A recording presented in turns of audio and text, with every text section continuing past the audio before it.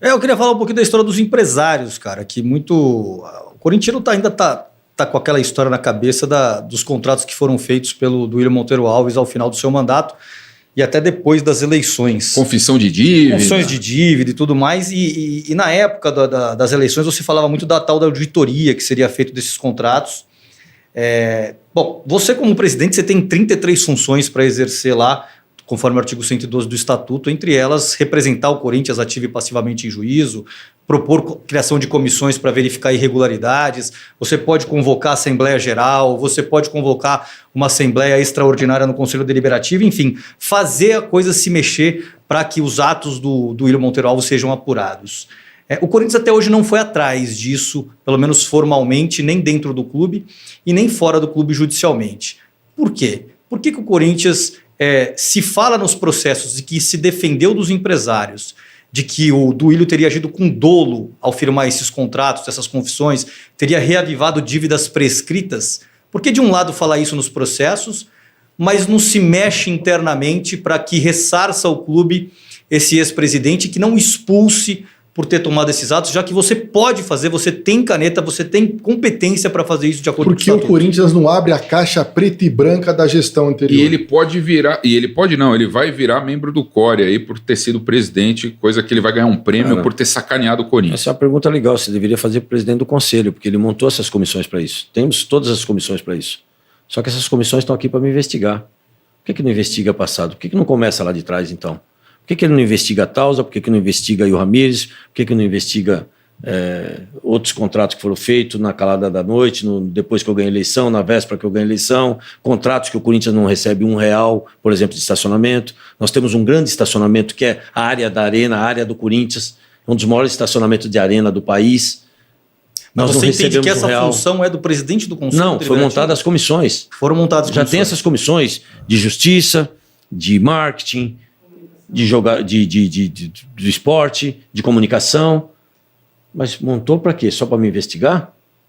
Por que ele não investiga desde que então, já que ele se diz tão oposição, que ele diz que ele até teve a votação do Roberto, que ele falou que não podia votar, a do Duílio. Quer dizer, ele podia votar como ele votou na minha ele votou contra a minha pessoa. Agora dos outros ele falou que não podia votar. Então é muitas mentiras, cara. Então, chegaram a mover um processo, tentativa de processo de impeachment contra o Roberto. Sim. Mas você não pode promover teve isso? O mesmo direito que eu tive pro Roberto e para mim eu não tive. Que foi onde deu aquela confusão toda. Todo o direito pro Roberto.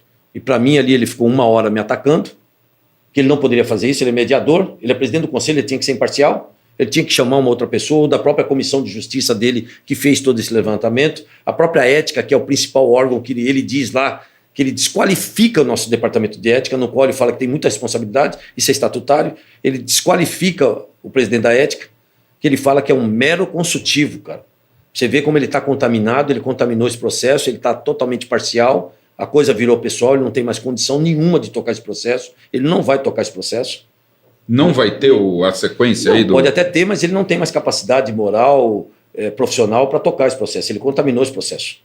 Ele se mostrou realmente parcial. Primeiro, que ele derrubou uma liminar... Mas você tem poder para tirar ele, afastar ele do cargo? Ele está na ética por 5 situações, com mais de 9 itens que ele infringiu. Ele fala tanto do estatuto, então vamos cumprir o estatuto com ele, pô. Vamos afastar ele do conselho. Já que ele fala tanto assim, ele tem que ser afastado, porque ele não tem mais condição profissional e moralmente falando, porque ele contaminou o processo. Primeiro que ele derruba uma liminar, ele mesmo advogando por causa própria. Ele não pode fazer isso, ele é presidente do conselho. Depois ele acusa, ele é um acusador na reunião do conselho. O tempo todo ele me acusa 1 hora. Aí ele pega o celular dele, quem é a favor fica sentado, quem for contra levanta, votado. Não deu 2 segundos.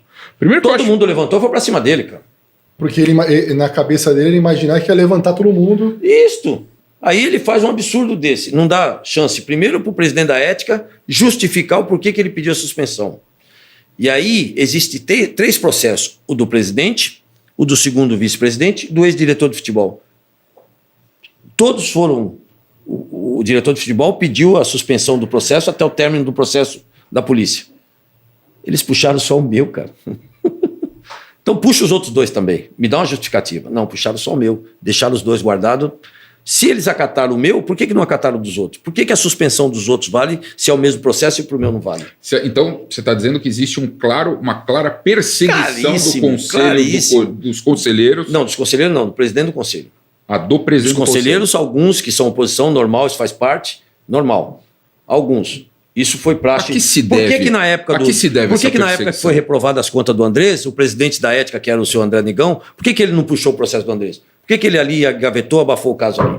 Que não foi nem para votação. Que, aliás, o presidente do conselho mentiu, disse que foi para votação. Na verdade, foram reprovadas as contas e deixaram quieto. Então, por que o presidente da ética, na época, que era o André Negão, ele engavetou e o conselho não teve força para puxar isso? E por que comigo, o presidente do conselho atual, puxa isso para tentar me dar um golpe? Por quê? Eu que te pergunto. E não, eu queria saber, a gente pergunta isso para ele, dá uma explicação. Aí ele falou que é omissão. Romeu Tuma Júnior aqui para perguntar aí isso. Ele falou que é omissão. Aí me coloca no ar junto com ele. Me liga aí na hora, me coloca no ar junto com ele na hora que ele vier aqui, por favor. Porque ele não vai falar mentira de novo aqui, não. Sem Entendeu? dúvida, sem dúvida.